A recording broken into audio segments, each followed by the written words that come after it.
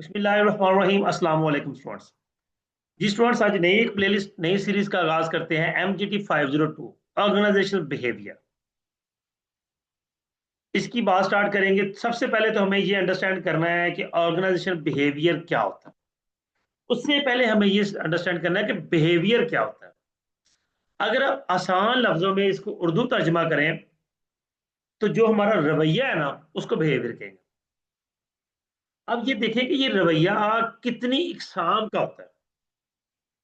आप एक वक्त में 3 4 5 मुख्तलिफ लोगों से बात कर रहे होंगे तो उन पांचों से आपका एक ही वक्त में रवैया मुख्तलिफ होगा। एक मिसाल देता हूं आपको कि आप घर में अपने फादर के पास बैठे हुए हैं, उनसे बात कर रहे हैं और आपको एक फोन आ जाता है और वो उस बंदे का होता है जिससे ऑलरेडी आपकी किसी बात पे कोई तलब कलामी हुई है।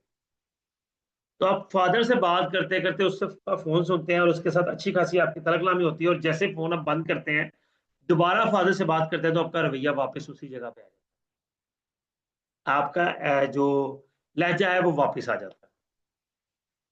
अब फादर से आप बात कर रहे हैं और आप बीच में आपका कोई भाई आपको इंटरप्ट करता है, ठीक है, तो उससे बात करने का अंदाज थोड़ा सा आपका मुख्तलिफ हो जाएगा। दिस इज ये जो रवैया होता है, दिस इज बिहेवियर। ये अब उसी तरह ऑर्गेनाइजेशन का बिहेवियर है कि आप मौके की मुनासबत पे रवैया बदलते हैं, और समटाइम आप नहीं बदलते, बाय डिफॉल्ट बदल जाता है। आप किसी क्लाइंट से या किसी सबॉर्डिनेट से बात कर रहे हैं, जिस सबॉर्डिनेट ने आपका ठीक से काम नहीं किया और आप उसको डांट रहे हैं, और उसी दौरान आपको अपने बॉस की कॉल आ जाती है, तो आपका रवैया फौरन ही बहुत पोलाइट हो जाता है। क्विकली आप अपने जो बॉस की कॉल अटेंड करते हैं और उसको रिस्पॉन्ड करते हैं। अगर आप सेम जिस रवैये के साथ अपने सबॉर्डिनेट को आप डांट रहे थे या उसकी आप खबर ले रहे थे, उसी सेम टोन के साथ अगर आप अपने बॉस से बात करते हैं, तो समझे कि वो आपका उस ऑर्गेनाइजेशन में आखिरी दिन, क्योंकि बॉस इज ऑलवेज राइट। खैर, हम अपनी बातों को आगे लेके चलते हैं। स्टोरीज डिस्कस करते हैं, जितनी मर्जी कर लें। The study of individual behaviour and group dynamics in organisation setting. एक ऑर्गेनाइजेशन के अंदर हम किसी इंडिविजुअल को या किसी ग्रुप के बिहेवियर को जब स्टडी कर रहे होते हैं, तो इस प्रोसेस को, इस सारी स्टडी को हम organisation behaviour, a field of study that investigate the impact of individuals, group and structure have on behavior within organization।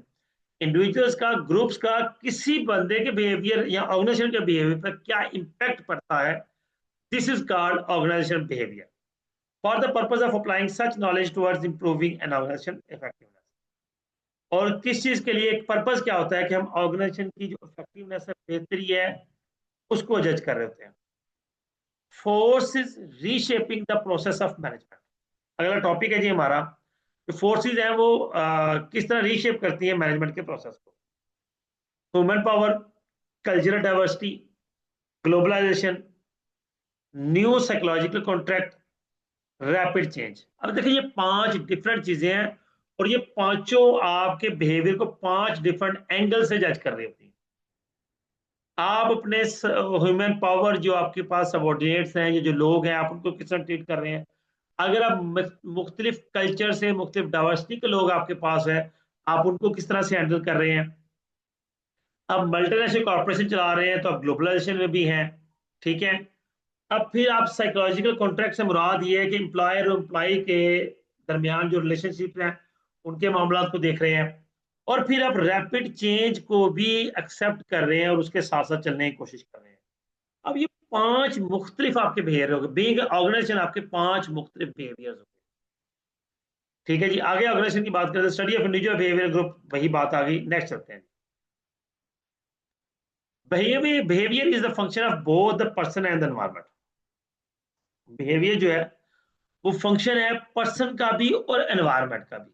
अब देखें, यहाँ पे बात, सवाल ये पैदा होता है कि ठीक है, पर्सन के बिहेवियर की तो बात समझ आती है, एनवायरमेंट के बिहेवियर का क्या ताल्लुक है। अब देखिए कि आप स्टडी कर रहे हैं और कर आप बीबीए रहे हैं, या आप चले बीबीए की बात कर लेते हैं। बीबीए आप कर रहे हैं, लेकिन कर आप विच यूनिवर्सिटी से रहे हैं। बीबीए आप कर रहे हैं कॉमसेट से, और बीबीए आप कर रहे हैं जर्मनी से। तो 3 डिफरेंट एनवायरनमेंट्स मैंने आपके सामने डिस्कस कर दिए। आप खुद जज करें कि 3 मुख्तलिफ एनवायरनमेंट्स के लोगों का बिहेवियर एक्सट्रीम डिफरेंट होगा। आप इसको एक और एंगल से देख लें। एक स्टूडेंट जो है, वो क्योंकि बीइंग स्टूडेंट्स हैं आप, तो मैं आपको स्टूडेंट की लैंग्वेज में समझा रहा हूँ। ओ लेवल्स करता है, O level equal to matric है। एक स्टूडेंट मैट्रिक करता है, दोनों ने बड़े अच्छे दानों से किया है, लेकिन दोनों के एनवायरनमेंट में इतना फर्क था कि दोनों के कैलिबर में आपको बहुत फर्क नजर आएगा, और वो फर्क बताएगा कि एनवायरनमेंट क्या होती है। दैट इज द कि पर्सन और उसका एनवायरनमेंट दोनों मिलकर बिहेवियर को शो ऑफ करते हैं। अब आते हैं हम ऑर्गेनाइजेशन के अंदर। देखिए, एक ऑर्गेनाइजेशन है जिसका एनवायरनमेंट बहुत पोलाइट है, बहुत इजी एनवायरनमेंट है, ठीक है। जो बॉस है वो भी आपको कंफर्टेबल रखता है, आपको किसी चीज में टाइट नहीं करता। सिर्फ बॉस की एक रिक्वायरमेंट है कि जी मैंने जो डेडलाइंस दी हैं मुझे उस पर काम चाहिए। आप काम किस तरह करते हैं, आप जल्दी करते हैं, लेट करते हैं ऑफिस से, आप टाइमली जाते हैं, आप लेट नाइट काम करते हैं, मुझे कोई फर्क नहीं पड़ता। आप वर्क फ्रॉम होम भी कर लेते हैं, मुझे फर्क नहीं पड़ता। मुझे डेडलाइन पे काम चाहिए, बस बॉस की ये एक रिक्वायरमेंट। ये एक पोलाइट एनवायरनमेंट है। और फिर डेडलाइन मीट नहीं भी होते, फिर भी बॉस कुछ नहीं कहता, वो कहता ठीक है यार कल हो जाएगा, 2 घंटे तक कर दोगे, 3 घंटे तक कर दोगे, प्रॉब्लम नहीं। लेकिन यही एक एनवायरनमेंट है जिस जो बहुत टाइट एनवायरनमेंट है, बॉस ने कहा है कि जनाब आज का काम आज खत्म करके अपने घर जाना है, वरना आप घर नहीं जा सकते। ठीक है जी। फिर वो हर टाइम आपके सर पे सवार है जी, आधे घंटे बाद प्रोग्रेस ले रहा है, कितना काम हो गया, कितना काम हो गया। इस एनवायरनमेंट में आपका जो एटीट्यूड होगा, आपका बिहेवियर होगा, वो आगे प्रोसीड करते हैं, इसको आगे लेकर चलते हैं। देखें जी, psychology, sociology, social psychology, anthropology, political science, ये सारी चीजें, ये सारे जो सब्जेक्ट्स हैं, ये मुख्तलिफ फील्ड्स हैं, ये इंडिविजुअल्स के, ऑर्गेनाइजेशन के, ग्रुप्स के बिहेवियर को इफेक्ट करती हैं। अब देखिए, जो डिसिप्लिन है उसका बिहेवियर पर कितना इफेक्ट होता है। डिसिप्लिन का बहुत ज्यादा इफेक्ट होता है। यहाँ पे बात कुछ टर्मिनोलॉजी डिस्कस हुई है, तो उनको साथ पढ़ते पढ़ते चलते हैं। साइकोलॉजी क्या होती है? Science that seeks to measure, explain and sometimes change the behaviour of humans and other animals. Psychology जिस चीज को मेजर करती है, एक्सप्लेन करती है कि बिहेवियर में जो चेंजेस आ रहे हैं वो क्यों आ रहे हैं, कितने आ रहे हैं, और किस वजह से आ रहे हैं। देखिए, साइकोलॉजी ने कुछ points by learning, motivation, personality, emotions, etcetera etcetera etcetera. आगे चलते हैं जी। Sociology, study of people in relation to their fellow human being. Sociology society को कहते हैं, आपके साथ लोग हैं वो कैसे हैं। अब देखिए, दो मुख्तलिफ इदारों की बात कर लें। एक इदारा है जहां पे बॉस भी कोऑपरेटिव है, स्टाफ मिलजुल का काम करता है, टीम वर्क में काम करते हैं, कोई रजिस्टर नहीं है, कोई लेग पुलिंग नहीं है, ठीक है, कोई एक दूसरे के अगेंस्ट बातें नहीं हो रही। वो एनवायरनमेंट डिफरेंट होगा। एक एनवायरनमेंट है जिसे बॉस भी रिजिट है, लेग पुलिंग बहुत होती है, बॉस अपने एम्प्लॉयज की हर किस्म की सूर रखता है, एक आध उसने बीच में जसूस भी छोड़ा हुआ है जो हर एक एक मिनट की खबर बॉस को पहुंचा रहा है। तो उसका एनवायरनमेंट, उसके वहां पे जो काम करने वाले लोग हैं उनका बिहेवियर डिफरेंट होगा। ये देखें, यही बात से यहाँ पे कि ग्रुप डायनामिक्स है, वर्क टीम्स है, कम्युनिकेशन है, कन्फ्लिक्ट है, इंटर ग्रुप बिहेवियर है, ग्रुप के अंदर जो बिहेवियर है, ये सारी चीजें आपकी सोसाइटी के लिहाज से। There is a social psychology, an area with psychology that blends concept of psychology and sociology, जहाँ पे सोशियोलॉजी और साइकोलॉजी के जो कॉन्सेप्ट्स हैं वो ब्लेंड हो जाए, कंबाइन हो जाए, इकट्ठे हो जाएं, और कंबाइन होकर इन्फ्लुएंस करें लोगों पे, तो उसको social psychology. Terminology, anthropology, the study of societies to learn about human beings and their activities. हम जब सोसाइटीज को स्टडी करते हैं कि किस लिए, ताकि हम ह्यूमन बीइंग्स को सीख सकें, जान सकें, उनकी एक्टिविटीज को देख सकें। This is called anthropology. ये प्रॉपर फील्ड है, सब्जेक्ट है, ठीक है। लोग ये वाकई में सोसाइटीज को इस तरह से स्टडी करते हैं, इसकी प्रॉपर स्टडीज कंडक्ट की जाती हैं। फिर आ गया जी हमारे पास political science, study of behaviour of individuals and groups within a political environment. जी, पॉलिटिकल एनवायरनमेंट के अंदर हम जब इंडिविजुअल्स को, ग्रुप्स को स्टडी करते हैं, उनके बिहेवियर को स्टडी करते हैं, उसको आप पॉलिटिकल साइंस कहते हैं। आगे हमारे पास आई था, फिर वही बात आ गई, why do we study organisation behaviour. अब नेक्स्ट कॉन्सेप्ट है जी, टर्मिनोलॉजी है कि हम ऑर्गेनाइजेशन बिहेवियर को स्टडी कर क्यों रहे हैं? To learn about yourself and how to deal with others. क्यों जी? हम अपने आप को जान सकें और फिर दूसरों के साथ किस तरह डील करना है इस चीज को। जैसे you are part of organisation now and will continue to be part of various organisation. अभी आप एक ऑर्गेनाइजेशन के पार्ट है और कल को आपने कई ऑर्गेनाइजेशन का पार्ट बनना है, इसलिए आपको पता होना चाहिए कि बिहेवियर क्या होता है। Organizations are increasing expecting individuals to be able to work in teams. अब देखिए ऑर्गेनाइजेशन एक्सपेक्ट करती है कि लोग टीम्स में काम करें। अब जिस बंदे का बिहेवियर ही नहीं है टीम में काम करने का, तो वो ऑर्गेनाइजेशन में फिट भी नहीं हो पाएगा ऐसे organisation. Some of you may want to managers are entrepreneur, और आप में से कुछ लोग चाहते हैं कि हम मैनेजर्स बने, एंटरप्रेन्योर्स बने, तो फिर आपको अपने बिहेवियर पर काम करना पड़ेगा। देखिए यहाँ पे बात कर रहे हैं जी ऑर्गेनाइजेशन बिहेवियर क्या है। आप ऑर्गेनाइजेशन के इवेंट्स को अंडरस्टैंड करते हैं, उन इवेंट्स का इन्फ्लुएंस अंडरस्टैंड करते हैं और फिर प्रिडिक्ट करते हैं कि ऑर्गेनाइजेशन के इवेंट्स किस तरह के हो सकते हैं। यही चीजें आपकी बिहेवियर सर्च है कि आप रिसर्च कर रहे हैं, बिहेवियर को अंडरस्टैंड करने की कोशिश कर रहे हैं।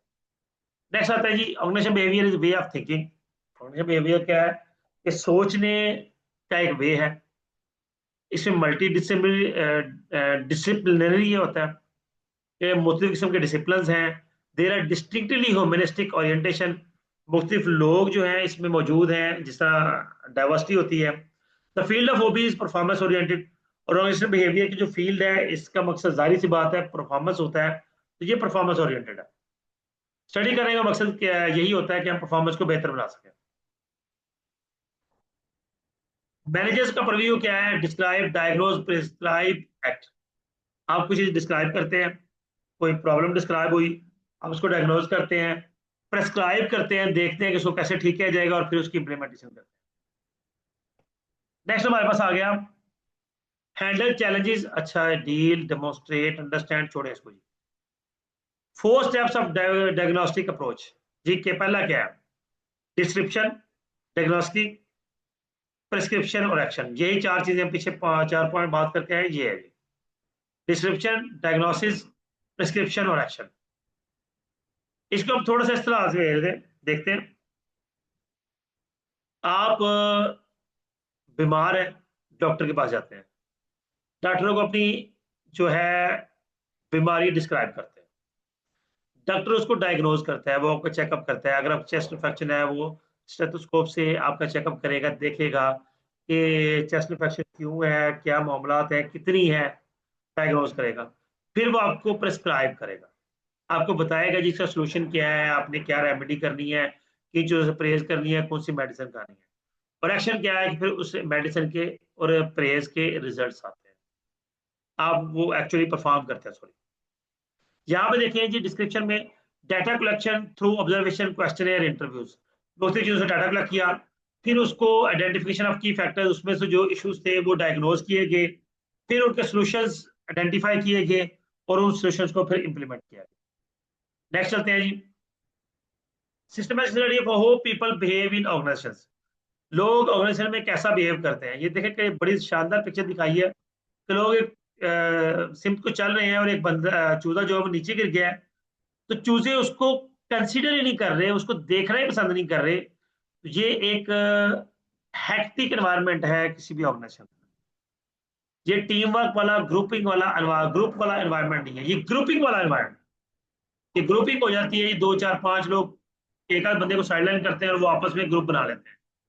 तो ये एक नेगेटिव एनवायरनमेंट